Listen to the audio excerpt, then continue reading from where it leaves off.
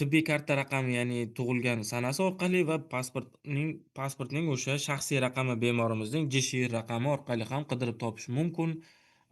Metrikasiga keladigan bo'lsak, bu hali ishga tushirilgani yo'q. Har bir o'sha voyaga yetmagan fuqarolarimiz uchun MedID raqamlari mavjud. MedID raqamlari orqali ularni qidirib topib, demak, bemalol imtiyozli yo'llanmalar yaratish imkoniyatiga egasiz. Ya'ni sizga metrika yo'q degani bu bo'ldi, umuman yo'llanma yaratib bo'lmaydi degani emas. Demak, har bitta bemorda xabaringlar bor. A, Umrida bir marta beriladigan MedID raqamlari bo'ladi. O'sha MedID raqamlarini bemorimizning, demak, profiliga o'tib, o'sha imtiyozli yo'llanmaga kirishdan oldin ro'yxatxonadan yoki bo'lmasam o'zinglarni amaliyotchi hamshiralardan bilib olsanglar bo'ladi. Bundan tashqari, bemorlarimizni to'liq ism va tibbiy karta raqami bo'yicha ham qidirish mumkin. Bu oynada faqat bemorlarimiz bundan oldin bizning muassasaga murojaat qilgan bo'lishi kerak. Agar bundan oldin hech qaysi shifokorimizni ko'rigidan o'tmasdan to'g'ridan to'g'ri bizning xonamizga kelib imtiyozli yo'llanma olmoqchi bo'lsalar, bu yoqda ism familiyasi bilan bemorni qidirsangiz chiqmaydi, topilmaydi. Yoki bo'lmasa med kartasi bilan ham qidirsangiz topilmaydi. Demak, keling biz bitta bemorimizni topamiz. Qidirib topdik kerakli bemorimizni. Bemor tanlangandan so'ng, mana bu bemor haqidagi oynamizda bemorimizning ID raqami, Med ID raqami, ism familiyasi, tug'ilgan sanasi, pasport ma'lumotlari, yashash manzili, ro'yxatdan o'tgan manzili, ya'ni ro'yxatdan o'tgan propiskasi bo'yicha manzili, yashash manzili, hozirgi kunda fakticheski yashab turgan joyi.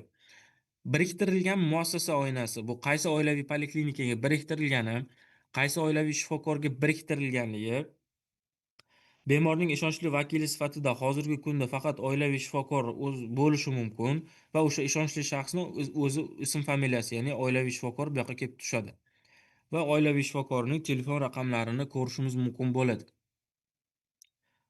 Hozirgi kunda imtiyozli yo'llanma yaratilishi uchun bemorlarimiz oilaviy poliklinikaga biriktirilgan bo'lishi обязательно hisoblanadi. Oilaviy poliklinikaga biriktirilmagan bemorlarga imtiyozli yo'llanma yaratib bo'lmaydi hozircha. Buni dars jarayonida nima uchun shunaqa bo'lishini, nima uchun yaratib bo'lmasligini tushuntirib o'tamiz.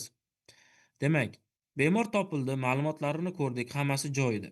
Pastga tushadigan bo'lsak, bizda ikkita oynamiz bor. Asosiy ma'lumot va chiqaruv epikrizi. Asosiy ma'lumotlar oynasidan boshlaymiz to'ldirishni. Yo'naltirilgan sana oynasida biz o'sha yo'llanmani yaratayotgan sanamizni tanlaymiz. Yo'naltirish maqsadi oynasidan, demak, biz yo'naltirish maqsadlarini tanlashimiz mumkin.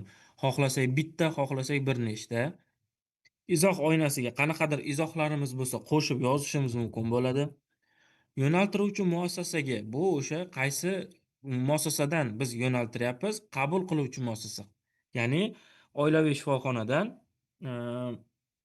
viloyat, tuman tor soha mutaxassislari o'tirgan muassasa, masalan, tuman tibbiyot birlashmasi yoki bo'lmasam ko'p tarmoqli markaziy poliklinika bo'lishi mumkin va hokazo o'sha muassasalarga, demak, biz yuboramiz. Bizning hozirgi kundagi o'sha tuman komissiyamiz mana bu klinikada o'tiribdi, Uzinfocom 2 da, va biz Uzinfocom 1 dan turib yaratib yuboryapmiz. Assalomu alaykum. Imtiyozli toifa. Bu ovoz